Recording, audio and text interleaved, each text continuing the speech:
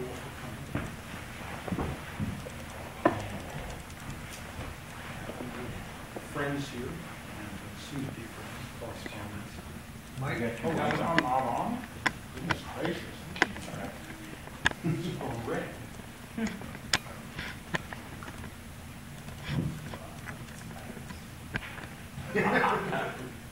Okay, I'll elevate. So, many new friends.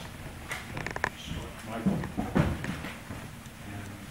Phil Lewis, whom I did a poetry class with many years ago, and my son moved in. And my daughter is downstairs with my 2-year-old grandson, Harry Reid, that, Sonia, Duncan Campbell, and Robert and Kim Collins.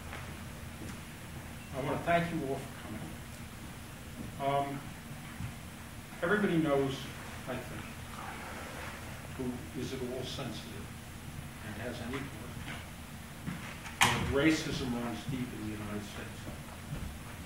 Any of us who are part of the civil rights movement knows Mississippi holds more bodies than will be cast up for the Last Judgment. And the beating of Emmett Till, the crucifixion of Emmett Till, which basically triggered the civil rights movement, is as grotesque and as there is in American history. And Phil was alluding to other things. And recently, Douglas Blackman's book, Slavery by Another Man, spoke to the new Jim Crow, as my friend Michelle Alexander has written. Because the 13th Amendment, which freed the slaves, permitted the enslavement of prisoners. And convict labor in the South, as Douglas Blackman has reported, leased to big companies, was the realization of slavery under segregation. There were many others. Sharecropping in a situation where you had to carry a gun or you might be lynched. Ku Klux Klan came around a little less and that carried a gun. I'm nonviolent, but I have no illusions about this. Martin Luther King went on the march to Jackson, taking over from James Meredith, who had been shot through the rural Mississippi. The Deacons for Self-Defense went with him because it was fascism in the American South run by the Democratic Party. And it would have been open season on him then, as it was in 1969. He stayed the war. So nonviolence is at best a very complicated thing.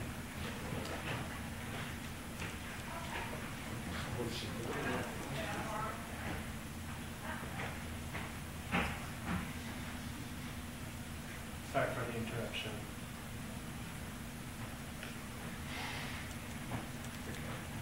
Great. Well, hope you can hear me better. Can't hear me. It doesn't seem. Oh, there Just don't turn your head. Well. Anyway, but this story is the story of a second revolution. It is not a subordinate part of the American Revolution. It is in many ways the zenith of the American Revolution, if it is to be considered a revolution for freedom. The first new nation sought self-determination for the colonists, but the colonists held slaves and used, sometimes divided but made war with, indigenous people. And the war for the freedom of all swept into the United States from the Caribbean, where there were 20 or 30 slave revolts for abolition in the 1750s and 1760s. And sailors who had been seized by press gangs off the streets. So you walk out of the bookstore and they grab you, of course. You'd have to be in a very fancy bookstore, but this one is not. And they put you at sea. And whites as well as blacks felt, gee whiz, we were enslaved. And they identified with slaves. They didn't identify with slaveholders. And so in these slave revolts, they brought the word of it to London, where a guy who only survives by one initial, J. Fillmore, wrote a pamphlet in 1760 called Two Dialogues on the Man Trade. And in 1764, it came to Boston, and the great revolutionary James Otis, whose great-great-great-great-granddaughter, Rebecca Otis, was a student, wrote, "The rights of the British colonists asserted and proved," in which he said, "Every man is by nature free, black as well as white." And that idea was discussed in every tavern, in every city, in the then colonies, the 13 colonies. And so, if you take the folks at the Boston Tea Party, most people who actually did it didn't like slavery. It would be sort of like, if you think about the Democratic Party circa the nomination of John Kerry, and Medea Benjamin, who is very lively in Code Pink, she was dragged out of the room for unfurling a banner about Get Out of Iraq when Teresa Heinz Kerry was speaking. But it may be that John Kerry was the only person in the room affecting being with the police and for that sort of thing. That is, I'm sure there's some neocons in the Democratic Party and foreign policy establishment who thought that the war in Iraq was a good thing then. But none of the rank and file. Even the rank and file who made it to the Democratic Convention. If you want to take it around here, you couldn't find a person outside of, I forgot the name of the law firm in Denver, which edits the platform so that the Democratic things that people decide get censored out. But, you know, the Democratic Party is a terribly hierarchical organization, which happens as an accident to have Obama leading it, who does plenty of bad things like drones, but he also does some good things. And I will say that it is rare for an American president to do good things. And I ask my students, can anybody think of anything Romney would do that would help you or me? And so far, nobody's come up with anything. You can't say Romney Care, which is a right-wing proposal anyway, but it was decent. But that's not Obamacare. So actually, I think it's still a good question. I think he'll run far into the campaign before he says anything that could be construed as not helpful to the 1/10 of 1%. Anyway, to go back to this story, in the taverns, there were these discussions of the natural rights of everyone. And the rank and file of the American Revolution, even before the recruitment of black soldiers, did not like slavery. So the whole story about the American Revolution, which is often told, oh my God, if you think that the Declaration of Independence really should have been for the freeing of blacks, you are committing an anachronism. That's just silly. Now, there has been very good work by historians. Harry and I were just discussing Sylvia Fred, who's a wonderful historian who teaches in Tulane, who has a book called Water from the Rock. It's a really good book. And it's about the struggle in South Carolina, and has a lot of information about black oils, blacks who fled slavery and went to the British side. Gary Nash has written a number of books. The one I got started on is Race Revolution. This was written in 1993. The way I got into it was the following. I'm, among other things, a political theorist, and I was writing essays on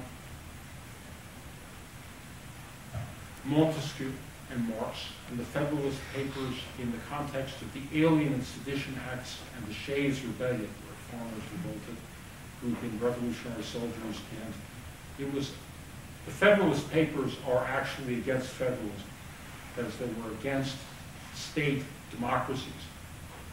Because if you went, you were a soldier with a gun with 1,000 other people to the legislature in Massachusetts, and you said, we don't want to pay the banks for our debt.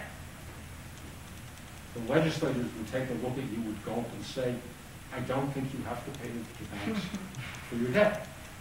So one of the ideas, there are a lot of wonderful ideas in Montesquieu, including a great satire of slavery. And so not at all mean, he's one of my favorite political theorists and social theorists. to say anything disparaging about Montesquieu. But he says a modern republic has the advantage that if you got a revolt in one part, like Massachusetts and Rhode Island, you can use the South Carolinians and the Georgians to put it down. Right? A great advantage of the federated republic, if you want to strengthen an oligarchy, I won't call it that, commerce, is if the people get out of line, you can put it down. And we don't want too much of a democracy anyway, as Duncan Woods points out. Because after the revolution, there are a bunch of very peculiar arrangements, which I'll discuss a little more. But you may remember that the Senate was originally not even elected by the people. And it's a totally anti-democratic organization to this day, in which Max Baucus, who played such a hideous role in the healthcare reform, a Democrat, probably represented fewer people that are sitting in this room. At least you could think about it, right? And if you compare what Max Baucus represents to New York, Chicago, Los Angeles, San Francisco, urban life, it's pretty startling. So, Nash wrote this book, Race and Revolution, and I looked at it because I figured I've always been an anti-racist. And my friend Andy Goodman, who I played with as a kid, went to Freedom Summit in Mississippi and was killed one day after he arrived in Philadelphia, Mississippi. And I had gone on a freedom ride to Chestertown, Maryland, the week after it had been attacked by the sheriff of the mob, and a young woman had been thrown through the window of the Woolworth store they went to. And so we weren't told by the nice liberals who organized the thing that that had happened until we were on the bus speeding down from Cambridge to Philadelphia. And I will say first that they didn't give us much chance to get off. I don't even think we got really stopped for a restroom. But, you know, nobody, I mean, we all gulped and went. And we all felt afterwards like a miracle had occurred. We had been into the eye of the storm and come back. And I didn't have deep connections to the civil rights movement at the time. And so if somebody had asked me to go, who I had known well, I probably would have gone for himself. And I almost went. I thought about it very seriously, and there wasn't a big contingent from Harvard, a couple of people. So, whom I met afterwards. So anyway, I figured as an anti-racist, I ought to look into what happened. So I figured there'd be a few slave revolts, I'd like them, and it'd be the slaveholders against the slave traders. And while I was sympathetic to the American Revolution, the fact that for 52 out of the first 72 years of our republic, the president was a slaveholder, and as Duncan said, all those elected twice were slaveholders. Had already made its impression on me, and I don't like slaveholders. And as I say in the book, I recast a lot of the racist cant in the literature, and I'm not impressed by, you know, just because historians tend to use racist terms doesn't mean I'm going to. And you'll find that in the book. So anyway, Nash is a great historian, and he's written 25 interesting books on this period, and he writes